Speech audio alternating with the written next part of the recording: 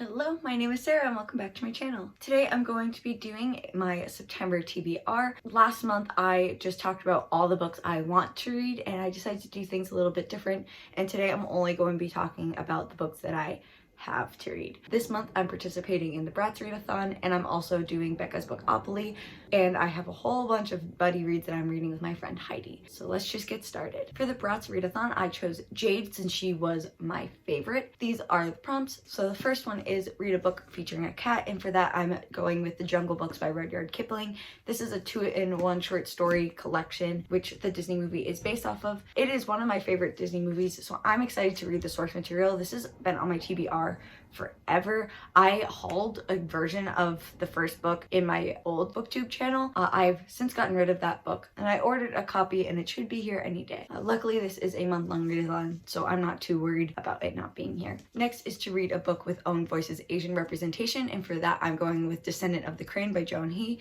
I pre-ordered this book and I'm honestly really ashamed that I haven't gotten to it yet. All I know is that it is an Asian inspired fantasy and I really don't need to know much more than that. I've heard a few people say that this is the first in a series, but Goodreads says it's a standalone. The next prompt is to read a book with a green cover, and for that I'm going with Heir by Sarah J. Maas. This is the third book in the Throne of Glass series. The first book follows Selena as she is released from prison to take part in a competition to be the king's assassin. I really liked the first two books and I definitely would say I liked the prequel short stories better than both of those, and I've heard that these just keep getting better as they go, so I have really high hopes for this book. Next is to read a trendy book, and for that I'm going with A Song of Wraith and Ruin by Roseanne A. Brown. I feel like everybody has been talking about this book recently. There's been a lot of book clubs that have been reading this. I've only heard really great things about it. It is a African inspired fantasy and I think it has something to do with magic. Both of those are buzzwords that really call out to me. And the last prompt is to read the group book, and that is the Henna Wars. It's about a Muslim girl who falls for another girl and her parents aren't very accepting of it. I've heard a lot of great things about this. Deja's book world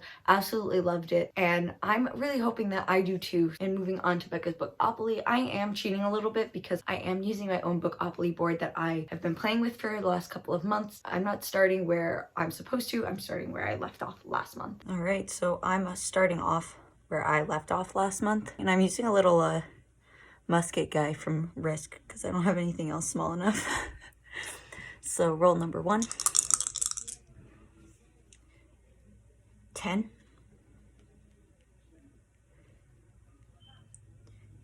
Diverse contemporary, and my first roll turned out to be a diverse contemporary, and for that I'm reading the Henna Wars. I don't have my copy yet, but it should be here by mid-September, so I'm not too worried about not getting to this in time. Roll number 2. 9. Chance card. Number 50. Roll number 2, I got chance. Part of my Bookopoly is I have 2 separate spreadsheets, one for chance and one for the chess cards, and I correlate each number to a book for chance and a prompt for chest. And the book that the number correlates to is Not a Drop to Drink by Mindy McGinnis. This is a post-apocalyptic book where there is no water. I've read a few other of Mindy McGinnis's books and I really liked them, and I am excited to see how she does dystopian / like apocalyptic books, because that is a genre that I enjoy more than the other books that she writes. And this is the first book in a trilogy. Even though I've been starting more series than I've been finishing, I'm really excited to start another one. Roll number 3.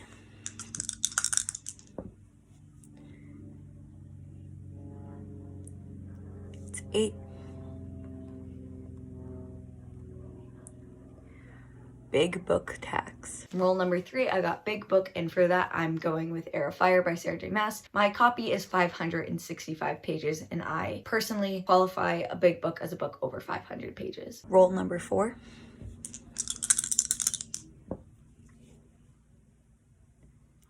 8. An audiobook or an ebook. Roll number 4, I got ebook or audiobook, and for that I'm going with The Jungle Book by Rudyard Kipling. Sometimes I do this thing where I try to read along to the book and I end up just like playing Sudoku on my phone while listening to the audiobook, and I'm assuming that's what's going to happen with this one. So as long as I read half of it only on audio, I'm going to count it towards this. And roll number 5. 3. Next in series. Roll number 5, I got next in series, and for that I'm reading Invincible by Shirley and Kenyon.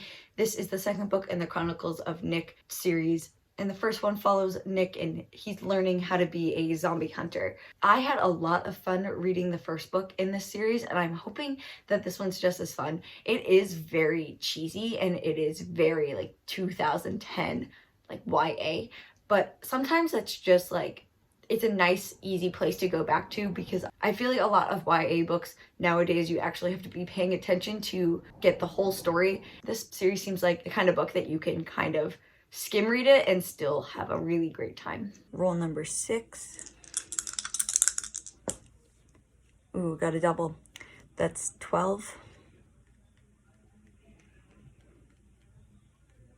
Another diverse contemporary. Roll number 6, I got diverse contemporary again, and for that I'm going with Queenie by Candace Carty-Williams. And I'm going to be honest, I only bought this book because of how beautiful the cover is.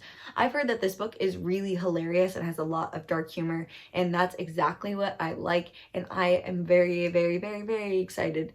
Hopefully it makes me laugh, because books tend to not really do that unless I'm like laughing at how cheesy it is. Roll number 7. 10. Nonfiction. Roll number 7, I got nonfiction, and for that I'm reading Mindhunter by John Douglas and Mark Olshaker. This is the book that the Netflix series Mindhunter is based off of, and I recently just binge watched both seasons. The back of the book says that these people are the model for the detective in Silence of the Lambs, and I only read Red Dragon, and I didn't really like the main guy that much. I thought he was very sexist and very dismissive towards women, and I know that it was the time period because it was the 80s, but it just is not something I really am interested in reading nowadays. So I'm hoping that I don't see too many similarities between Jack and them, because that might ruin my whole experience. And lastly, roll number 8. 7. Another big book.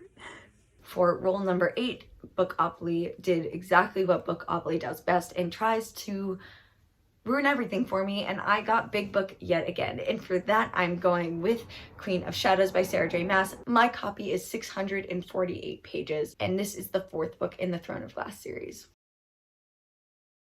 Next, I want to talk about the 2 books I got in my TBR jar.